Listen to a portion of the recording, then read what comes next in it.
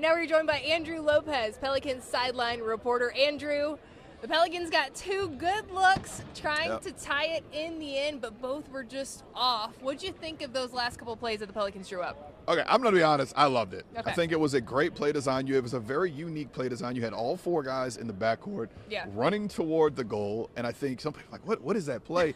I asked Willie about it in postgame, and he said it's, they're going to try to foul at that point because they're up 3. They want to foul, send you to the line, shoot 2, play that foul game.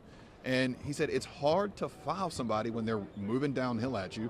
And then it's not a traditional play. It's not a traditional ATO. So who's going to go where? Who's going to do the screen? Yeah. You do end up getting a very good Jose look out of it. Then you end up getting a Kelly Olynyk look out of it after a great offensive rebound by Hawk. So I thought it was a good play design because you got the shot that you wanted, which was a 3-pointer without them fouling you.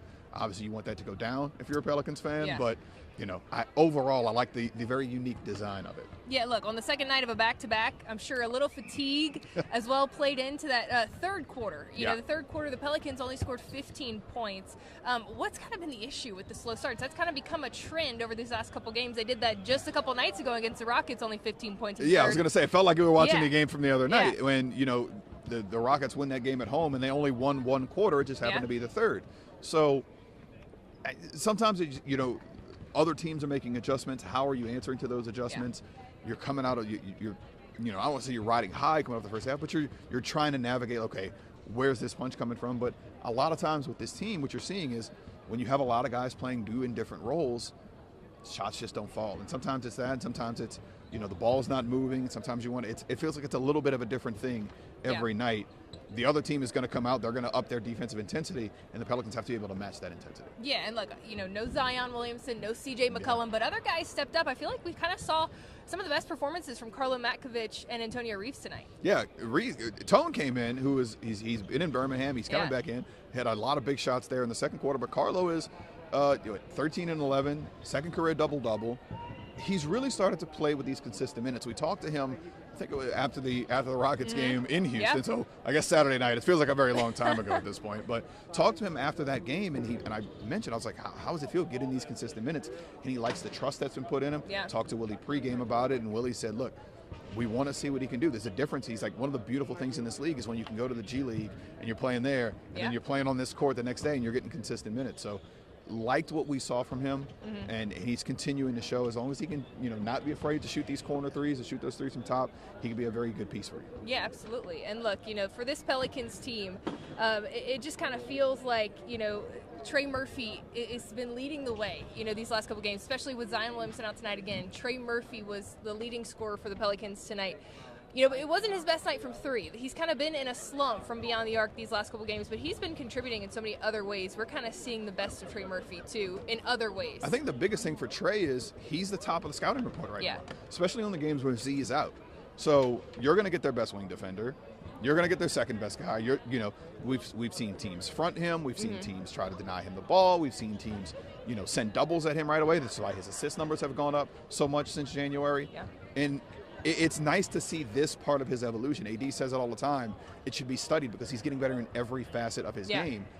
Now, when you are seeing that much attention, and then you get an open 3, it's okay. Even a half open 3, you're like, all right, I got to get that. I got to take this shot. I got to do this. More pressure on it. So there's a little bit of that to it, but you still like the fact that he's going 2 for 8 from 3, and he's still finding a way to have 27 points. Yeah. That wasn't what Trey Murphy would have probably done a year ago or anything like that. So that, I think, is the maturation and growth that we're seeing. And we'd be remiss if we didn't talk about that dunk from Trey. I think it happened in the first quarter. That was the highlight of the game, despite the loss. I've never seen anything like that.